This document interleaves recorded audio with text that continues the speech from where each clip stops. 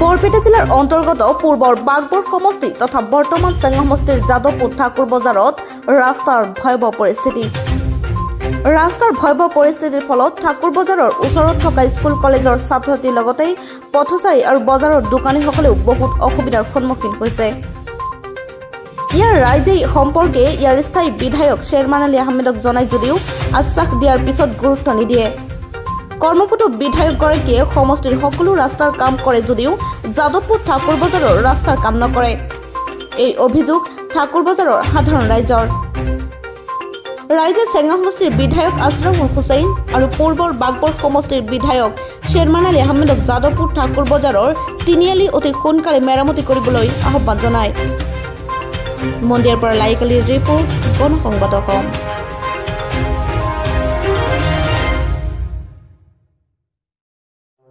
আমাৰ এইখন যাদৱপুৰ ঠাকুৰ বজাৰ। এই ঠাকুৰ বজাৰত আমাৰ যিখিনি ইয়াত ৰাস্তা আছে, এই তিনিআলি ইয়াত এই ৰাস্তাটো ইমান বেয়া হৈছে। ৰাস্তাটোৰ কাম প্ৰায় শেষ হৈছিলে, কিন্তু দেখা গৈছে যে এইখিনিত এই তিনিআলি জাগাখিনিত বহুত বেয়া হৈ আছে। অলপ যদি বৰষুণ হয় ইয়াত মানে একদম বহুত পানী ৰৈ থাকে। ইয়াত চাওক LP স্কুল আছে, ME স্কুল আছে, হাই স্কুল আছে, আৰু এইটো যিটো বজাৰ, এই বজাৰত অহা যোৱাৰ এইটো একমাত্ৰ ৰাস্তা। গতিকে আমি ইয়াৰ যি বিভাগীয় কৰ্তৃপক্ষ আছে তাক অনুৰোধ জনাইছোঁ যাতে অনতিপলমে এই ৰাস্তাখন যাতে তেওঁলোকে মেৰামতি কৰি দিয়ে, কিয়নো ইয়াত প্ৰত্যেক সপ্তাহত দুবাৰকৈ বজাৰ বহে। আৰু বিশেষ কৰি আমাৰ ইয়াত যিটো স্কুল আছে, যিটো শিক্ষানুষ্ঠান LP স্কুল, ME স্কুল আৰু হাই স্কুল আৰু এখন জাতীয় বিদ্যালয় আছে, এইটো অহা যোৱাৰ কাৰণে একমাত্ৰ ৰাস্তা। আৰু এই ৰাস্তাটো বৰষুণৰ ফলত যিটো পানী দট ঠাইখিনিত যিখিনি পানী জমা হৈ যায় তাৰ কাৰণে অহা যোৱাৰ কাৰণে বহুত অসুবিধা হৈ যায়।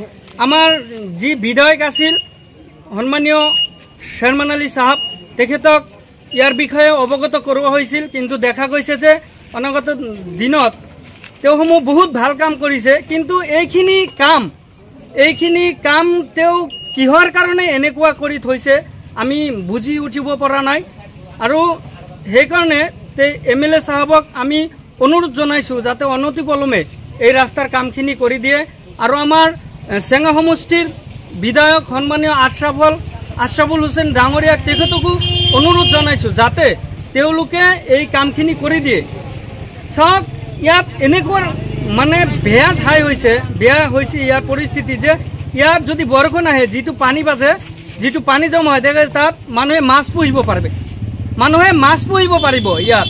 গতিকে আমি অনুৰোধ জনাইছোঁ যাতে অনতিপলমে এই কামখিনি তেওঁলোকে কৰি দি আমাৰ এই যাদৱপুৰ অঞ্চলবাসীক যাতে সুখী কৰে তাৰ বাবে আমি অনুৰোধ জনাইছোঁ। গণসংবাদ মাধ্যমক আমি প্ৰথমতে ধন্যবাদ জনাইছোঁ। যেহেতু বাগবৰ সমষ্টিৰ অন্তৰ্গত এইখিনি ৰাস্তা এতিয়া চেঙা সমষ্টিৰ অন্তৰ্গত হৈছে। ইয়াৰ এইখিনি ৰাস্তা আমাৰ বজাৰ আছে আৰু অনুষ্ঠান আছে, LP স্কুল, ME স্কুল, হাই স্কুল, জাতীয় বিদ্যালয়। এই ছাত্ৰ ছাত্ৰী ইয়াত অলপ বৰষুণ হ'লে ইয়াতে দি যাব নোৱাৰে, আৰু গাড়ী মটৰ আকৌ যাব নোৱাৰে। এই কালি বৰষুণ হৈছিল, তাৰমানে সিভাগে গাড়ী ৰাখিছিল, আৰু স্কুল দেওবাৰৰ কাৰণে বন্ধ আছিল, সেইকাৰণে মানে কৰিব পৰা নাই, অহা নাই ছাত্ৰ ছাত্ৰী। আজি আহিছে, কিন্তু ৰাইজৰ গাঁঠিৰ ধনৰ পৰা ইয়াতে পাইপ খান্দি এটা পুখুৰীত নমাই দিছে। নমাই দিয়াৰ পিছতে সেই পানীখিনি ওলাই গৈছে, কিন্তু এইখিনি ৰাস্তা কিয় যে হোৱা নাই আমি নাজানো। কিন্তু আমি শ্বেৰমান আলী ডাঙৰীয়াক জনাইছিলোঁ, জনোৱাৰ পিছতেও এইখিনি ৰাস্তা কিয় হোৱা নাই ক'ব নোৱাৰোঁ।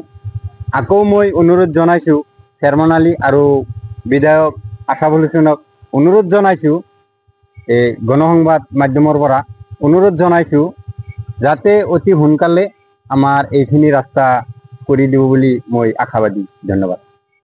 আমি অঞ্চলৰ মানুহে আগতেও আমি আমাৰ বিধায়ক শ্যামালী ডাঙৰীয়া আমাৰ দেৱক আমি জনাইছিলোঁ, এখেতে আমালোকক আশ্বাস দিছিল ৰাস্তাখন যাতে সুন্দৰ হয়, কিন্তু আমি দেখা পাইছোঁ এই ক্ষেত্ৰতো আমাৰ সেই বিধায়কৰ ফালৰ পৰাও আমাৰ এই ৰাস্তাখন হোৱা নাই।